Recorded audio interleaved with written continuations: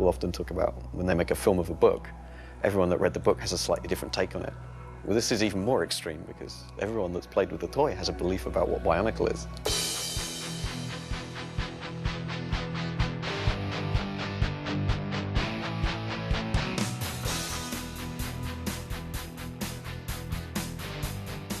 Welcome to the astonishing world of the Bionicle creative team.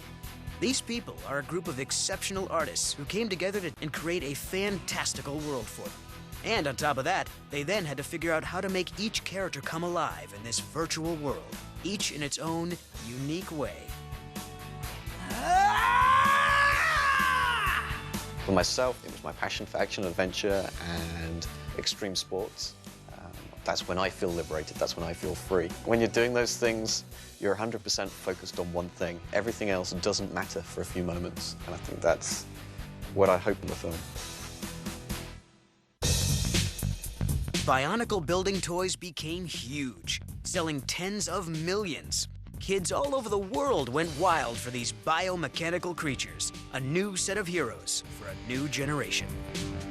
The consumers told us that they wanted a movie, and we always from day one envisioned that there would be a movie, so we were really excited when we had the opportunity to actually say that we could go and make a movie. But making a movie is no simple task, and making a film based... Everybody has a certain expectation for how the voice that they want to hear coming out of their favorite Toa. I think every Bionicle fan has their favorite Toa, so I really wanted to be true to them, somehow to instill in them a voice that would be believable to the hardcore fans. Protectors! Not bad. Great Kanohi mask. Later. So they didn't sound like they lived in the United States or in Europe, but that they came from their own world. Brother! Here. Well, couldn't have our first match without the patron of Coley. Their expressions should come from their own world as well. Takua, hold your rahi. I'm coming. When one of the characters almost falls into this volcano, his friend's really angry with him. He says, you could have been lava bones instead of, you could have been killed. You're alive, Coley head. You could have been lava bones. Do I speak tree? If you ride with me, there'll be no foot walking, just air flying. Only occasionally do I wind fly an air twister. I dream in Bionicle sometimes, which is pretty scary. After the writers developed the characters, they came up with their story. The Bionicle story is about a reluctant hero who travels across this fantastic world of Maranui, Paradise Island, in search of his destiny. Safely in the light.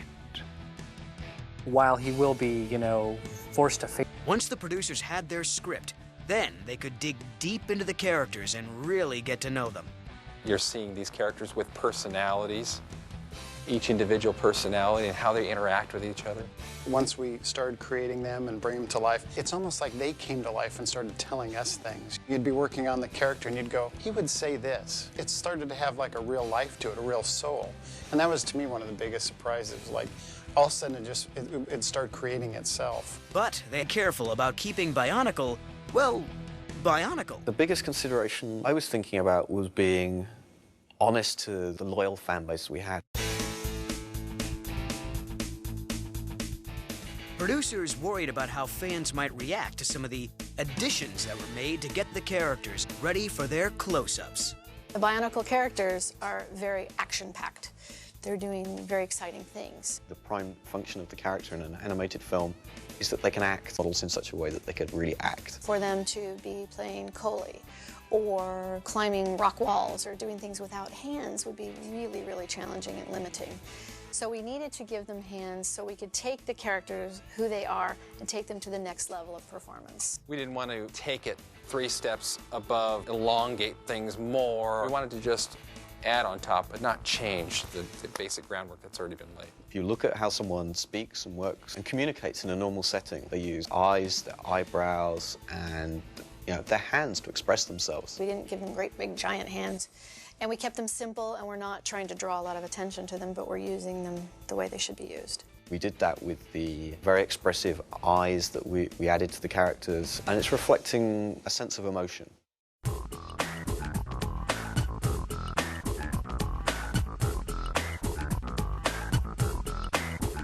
To bring the characters to life, the the producers also actors with just the right voices. Number one, you want to get an actor who really can act, not someone who just has a funny voice or an interesting voice, but someone who really can perform. The biggest rush for me was when we met, first of all, Andrew. He was very responsible, very organized. He came in with a perfectly neat script with hardly any kind of curling at the corners. And he was reading for Takua, who's, of course, irresponsible, which was altogether wrong. So we brought him back in the following day to read against another guy who was auditioning. Acting! And his jeans were twisted kind of at 45 degrees round. His shirt was buttoned up, I think, the wrong buttons. He came in with a script that looked more like it had been dragged behind a car and through puddles and through the back of a hedge than most. He's here to read for the captain of the guard, the straight, upstanding, responsible one. It took us about 2 minutes to switch them around and make them read the opposite roles, and suddenly they gelled. They really were a buddy act. That was exactly more than we could have. Across lava to look at a stupid warning, Toto? Do you know what Taraga Vakama would say? Irresponsible? Now come on, Be right there! Ha-ha! Then, of course, the characters needed to be animated. To bring each character to life, the producers used CGI. That's computer-generated imaging. But before they even got close to a computer, they consulted with the art director who begins this process. I'm the art director. I'm the one that starts establishing what you're going to see on the film.